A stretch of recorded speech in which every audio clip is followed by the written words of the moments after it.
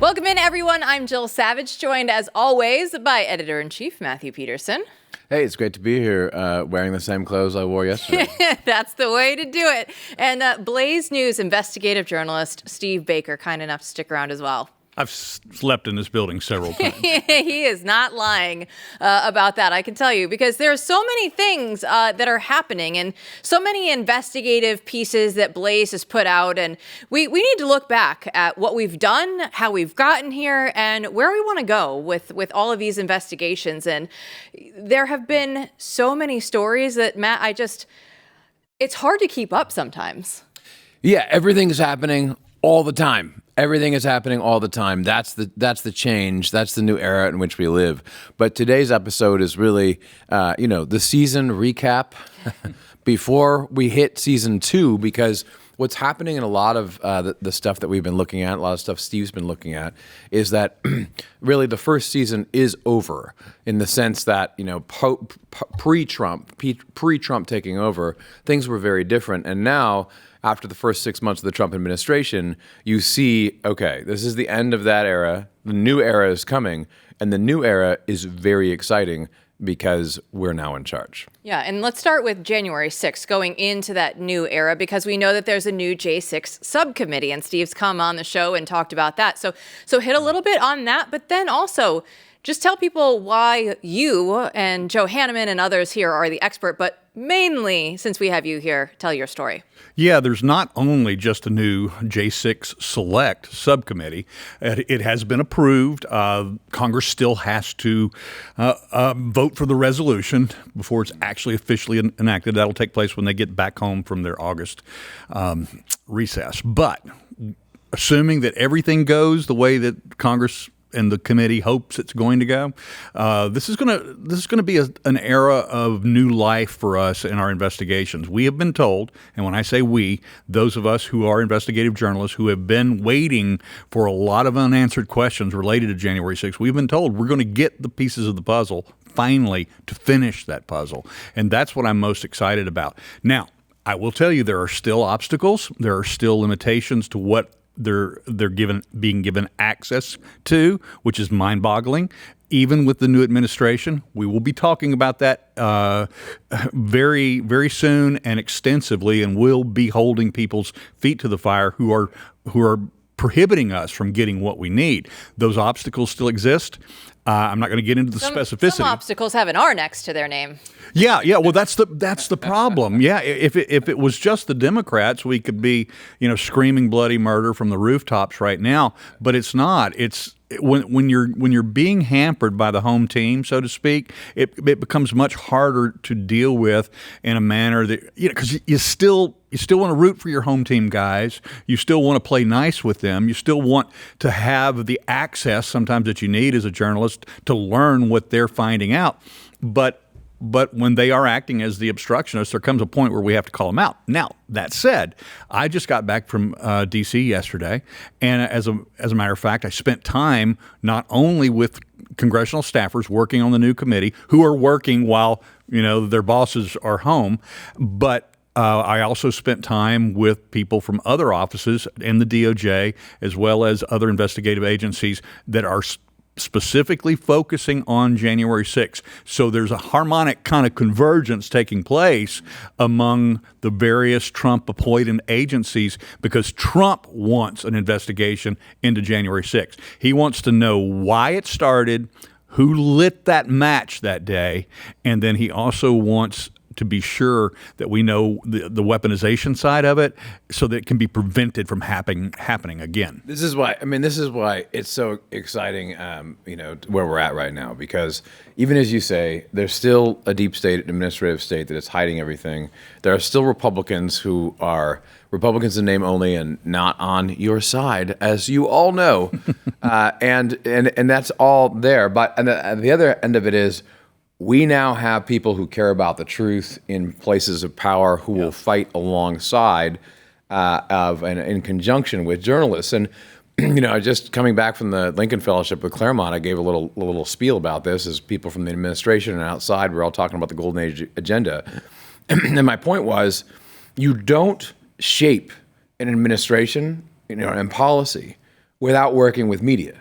The other side has done this since time immemorial. So you work with the New York Times and Washington Post. That's your carrot and stick if you're within an administration to, punish bad actors and hopefully try to, actually implement the agenda you think you were elected there for. So now the fights are starting, and now all of a sudden, you need media in order to shape the direction of any administration, because there's always disagreement.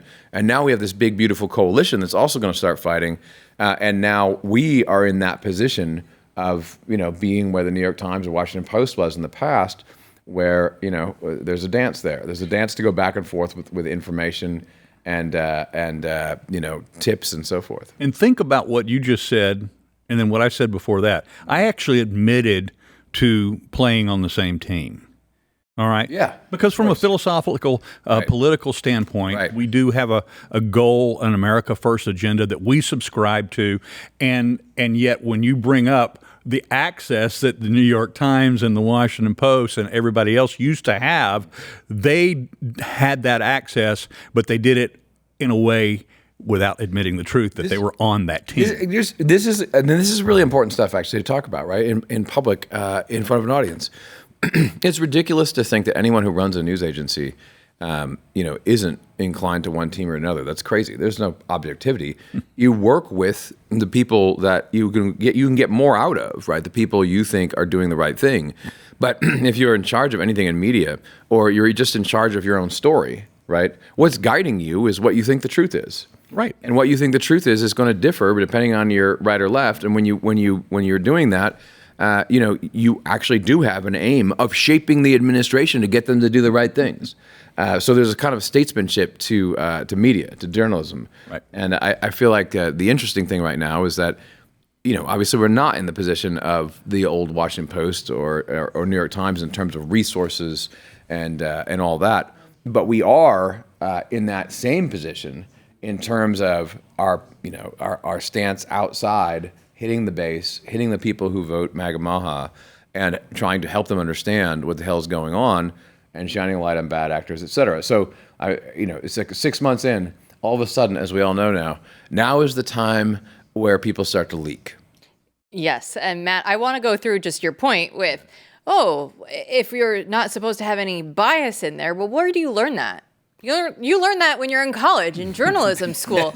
Oh, wait a minute. Hold on. We have a big problem. All of the colleges in this country have huge problems. And that's who's pumping all this stuff out, who's trying to say, we're objective. We don't have any bias. We're just going to go through and play things straight down the line. And we know we haven't gotten that for decades now. No, we haven't gotten that. But we also, again, on this exact same point, is that the Blaze is in a very unique position right now because 6 months later, those very publications you mentioned, they're calling us for information now. Yes. Well, as they should be. Difference. Because when you go through and you have different J6 stories, we can get into some of them. Let's start with, the Aaron Blacks and the Harry Dunns of the world. Just to go through, if we're going to do our season recap, Aaron Black, Nancy Pelosi's fixer, as she's known, that they definitely had to come to Blaze because you guys were the ones that had the story. Yeah, and his name came up while I was in D.C. This is a name that's going to be looked at. And look, we're announcing that right now on television, but he already knows that. I mean, the way he responded, Aaron Black, Nancy Pelosi's precious, as I renamed him, not just his fixer. But the point being is that the day after our story came out, he began removing everything from his social media, particularly the cover headlines in his title, which he called himself Senior Advisor at Nancy Pelosi. Or Team Pelosi, rather. So he started removing all of that. Well, there's a reason for that. We now have, because of the new access that this new administration has given us, we are now actually seeing his name popping up in some documents that we'd never had access to before. That's pretty much all I can say about that right now. But there's more coming on Aaron Black. I'm very excited about it. But that leads us to other stories as well. I told somebody on Capitol Hill yesterday, I said, I will go to my grave. I'll either solve this riddle or they'll kill me in the process of solving it. And that is who suborned the perjury of Harry Dunn and David Lazarus in the Oath Keepers trial. I want to know that. I love it. Matt always says, I just have to go through and keep you alive. That's my job now. Yeah, my job is to keep both of them alive. It's a lot harder than you'd think. But right now it's easy. But the reason that it will become harder is because these stories are going to deepen. And, when it comes to January 6th, the big question that everyone wants to know is how did this thing actually start? It's what Donald J. Trump, President of the United States, wants to know. And it's what the audience wants to know. And really the thrust of your work since you were there on that day, walking around, recording things, noticing things, is what did cause it. And so if we look at the season recap of what we've done so far, the first thing was we had to keep stories about J6 alive in general, right? Because Daily Wire wasn't going to touch that. Fox, since Tucker, right? I mean, since Tucker left, I mean, that was one of the last things he did was some stuff on January 6th. No one else was going to do it. And so it seemed to me like the whole reason I'm here, and that came out to blaze, was so we could do stories like this. And I think it's the same with you, Steve. So it was obvious you came, you sort of look at some particular stories. We should recap with those stories though, real quick. I mean, so Aaron Black is one of them, but remind people like Aaron Black, Nancy Pelosi's fixer, okay, but what do we know about him? What we know about Aaron Black is that his name first popped up in the American consciousness when Project Veritas did a sting operation in 2016, in which they worked their way in with it was interesting, they worked their way in with an alleged intern who she was posing as an intern, acting as an intern, and in this particular far-left organization, activist organization, Democracy Defenders or Democracy Partners, one of those two.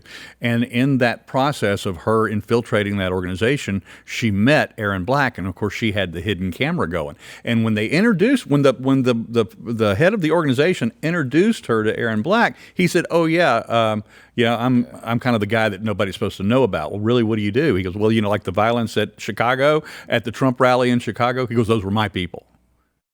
I mean, right there, they caught him on that. Well, he actually first presented himself. I think this is your phrase. You had a better one than this. I mean, he's a professional riot instigator. That's what he is. I mean, he organizes protests and riots. And if you go all the way back to Occupy Wall Street, he was one of the principal organizers of that movement back in 2012. And so through our sources, we were able to learn about him. He was not a name on our radar. I mean, nobody's radars. I'm talking about anybody doing any investigations into January 6th whatsoever. This was a name that never came up. And we actually had... Because he's a professional, Steve. His name doesn't come up. Right. And that means he's doing a good job. But you know what it took? It took a foreign intelligence source, a European intelligence source, to whisper in my ear, and he gave me two names, and one of those names was Aaron Black. And he said, "You need to look into this guy related to January 6th. And I said, "What about him?" He said, "Just look him up, and then come back to me, and I'll try to fill in the holes for you." And so that's what we did, and all of a sudden, holy cow, who is this guy? So we obviously did a deep dive into him, and we set that up as part one, and there will be a part two, especially with the access that we have now. So the Aaron Black story is, I mean, it really should have more traction. I mean, it did have traction. We're the ones who broke it, but this is someone who you would expect to find right behind the most nefarious interpretation of January 6th. So this is someone whose job it is to instigate these kinds of events, and he works as Nancy Pelosi's, fixer or precious, as you said. Okay. Harry Dunn is another one that's really important, but just remind people who Harry Dunn is and where that rabbit trail leads.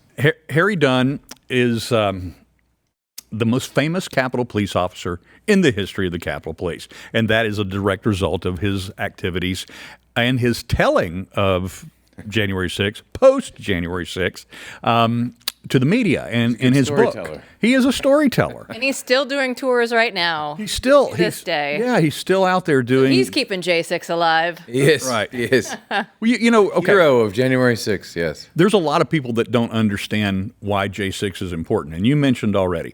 Once Fox fired Tucker Carlson, they abandoned it.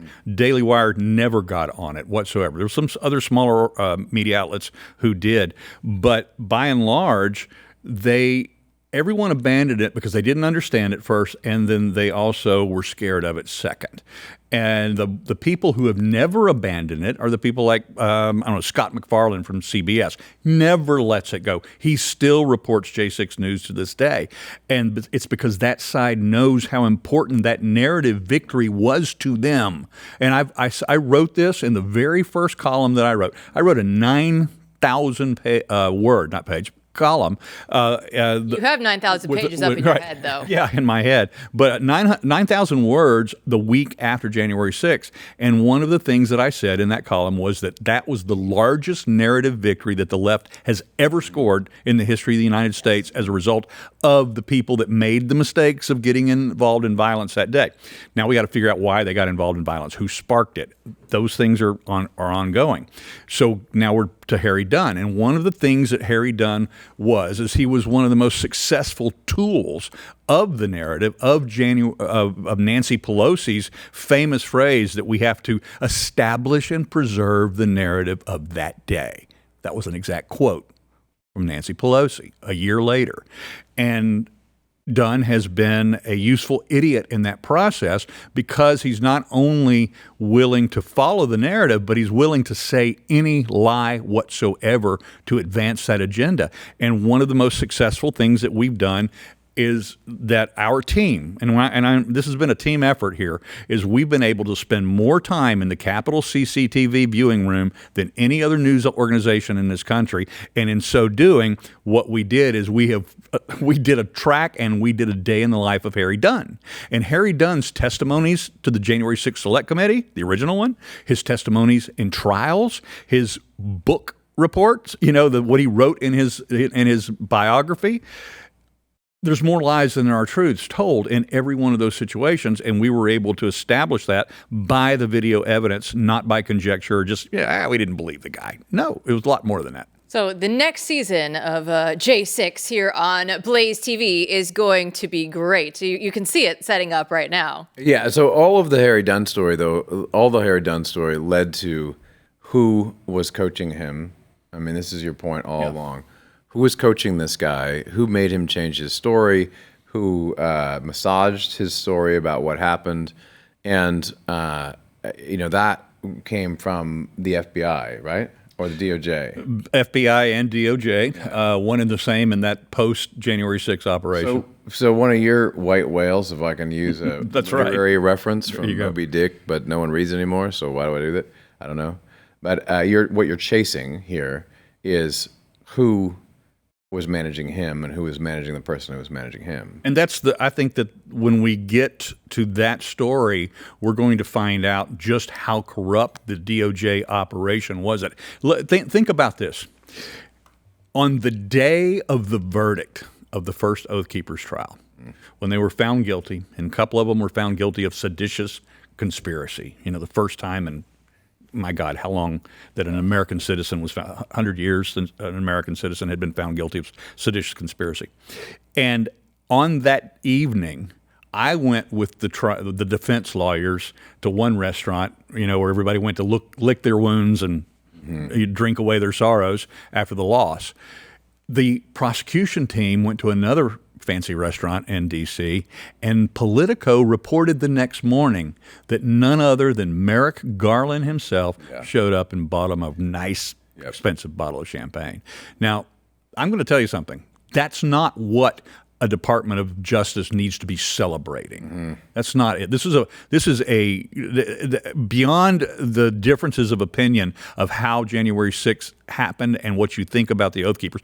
And by the way, when I say that, I say what you think you know about the Oath Keepers. You don't know.